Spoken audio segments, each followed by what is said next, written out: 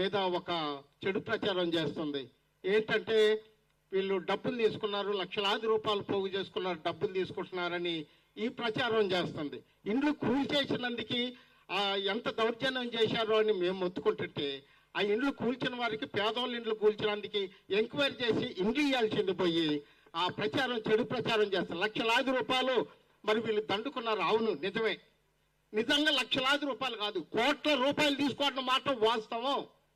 అది ఎవరి వల్ల ఖర్చు అయినంత డబ్బు. ప్రజాధనం అంటే నీళ్లు, కరెంటు ప్రభుత్వం సప్లై చేయలేదు, దానికోసం మేము పెట్టుకున్నాం డబ్బులు. కరెంటు సప్లై చేయలేదు, దానికోసం మేము పెట్టుకున్నాం. 10 కేసులు నాయకుల మీద, పోరాడుతున్న గ్రామీణ పేదల సంఘం నాయకుల మీద కేసులు పెడుతుంది. దానికోసం డబ్బులు, పేద ప్రజల డబ్బులను ఉపయోగించాల్సి వచ్చింది. కోట్ల రూపాయలు ఖర్చు కావటానికి కారణం ఈ ప్రభుత్వం. దొంగ దొంగే దొంగ దొంగ అన్న తీరుగుందండి మా వెలుగుబట్ల గ్రామంలో, భూదాను కాలనీలో.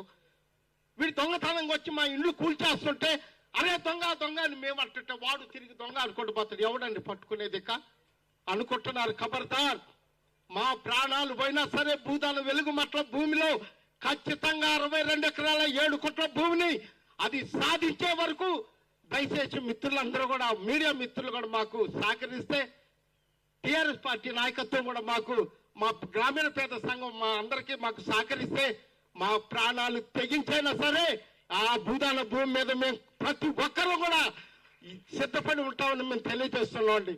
ఈ లక్షలాది రూపాయలు, కోట్లాది రూపాయలు వసూలు చేసుకున్న ఒక క్యాండిడేట్ ఉండండి, ఈ గమనించట్లేదు. గ్రామీణ పేదల సంఘం మీద తోచేస్తున్నారు, కోట్లాది రూపాయలు వసూలు.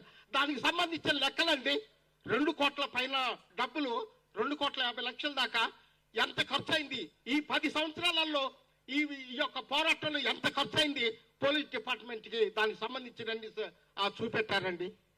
₹1 తినలేదండి నాయకత్వం. ఒకళ్ళు తిన్నా ఖర్చు చేసుకున్నా కానీ ఈ తిరుగుళ్ళకి, కోర్టు కేసులకి, ఈ ప్రతి దానికి ఖర్చు అయిపోతున్నాయండి డబ్బులు. ఇది గవర్నమెంట్ వారు చెడు ప్రచారం ఈ విధంగా నాయకత్వం మీద ఈ విధంగా బురద తల్లుతుంది. ఒక క్యాండిడేట్ ఉండండి, ఆయన కోట్ల రూపాయలు దండుకుండవు. అక్కడున్న నాయకుడు కోటేశ్వరరావు కమ్మ కులానికి చెందిన వ్యక్తి, ఆయన కోట్ల రూపాయలు దండుకొని ఏం చేసిందంటే, పార్టీ వాళ్ళు కూర్చోబెట్టి, గ్రామీణ పేదల సంఘం కూర్చోబెట్టి, నువ్వు ఎంత ధనాన్ని అక్రమంగా ప్రజల సొమ్ము తినుకుంటా ఇక్కడ ప్రజల మధ్య లేకుండా నువ్వు సిటీలో లగ్జరీగా బతుకుతున్నావని గ్రామీణ పేదల సంఘం నాయకులు కూర్చోబెట్టి హెచ్చరిస్తే, దాన్ని మింగుడు పడక ఆయన గవర్నమెంట్ వైపు ఆయన మొగ్గు చూపిండు. నాకు ఇవన్నీ కక్కిస్తారు డబ్బులు అని చెప్పేసి గవర్నమెంట్ అధికారుల వైపు మొగ్గు చూపిండు. అధికారులకి ఆయన కొంబు కాసి అందరి పేర్లు రాసి, మరి ఎవరైతే ఈ రోజు మాకు ఇండ్లు కూడా రావండి, ఇండ్లు రావు. మాకు ఈ ఫోటోలు చూస్తున్నారు, మాకైతే ఇండ్లు రావు. మాకు ఇండ్లు లేవు, ఒక్క పుంట భూమి కూడా మాకు లేదండి. 100 గజాలు వచ్చినందుకు సంతోషపడి, నా బిడ్డలకి 100 గజాలు వచ్చినందుకు సంతోషపడి టౌన్లో చేరుకున్నామని సంతోషపడ్డాం. ఆ ఇల్లు కూడా నేలమట్టం చేసేసారు. దిక్కు చూసి దొంగలు లెక్క తిరుగుతున్నామండి. ఈ నాయకత్వం అంత ఒక్కలు కాదు, ఈ బిడ్డలందరూ దొంగల లెక్క టౌన్లలో ఎక్కడ పడితే అక్కడ తిరిగే పరిస్థితి. వాళ్ళు ఆ విధంగా, ప్రభుత్వం ఈ విధంగా న్యాయం కోసం పోరాడుతున్న వాళ్ళని, చట్టం కోసం పోరాడుతున్న వాళ్ళని దొంగలుగా చిత్రీకరించారు. చట్టాన్ని కాపాడుతున్న వాళ్ళే దొంగలై ఉంటున్నారు.